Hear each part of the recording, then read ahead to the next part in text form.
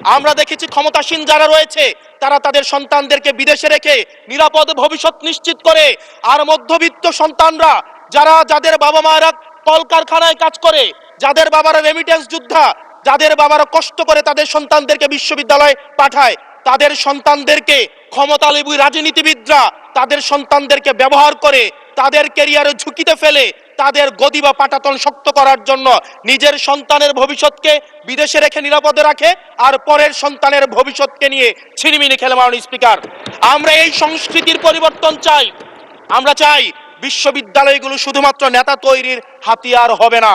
এই বিশ্ববিদ্যালয়গুলো গবেষণা, বিশ্ববিদ্যালয়গুলো পাঠ চর্চা, বিশ্ববিদ্যালয়গুলো সেখানে এক ধরনের মনস্তাত্ত্বিক সমৃদ্ধি, এবং সেখানে আমরা যেখানে গবেষণা হবে সেখানে আমরা বিশ্ববিদ্যালয়গুলো থেকে বুদ্ধিজীবী গবেষক আমরা বাংলাদেশকে এবং জাতিকে উপহার দিতে পারবো।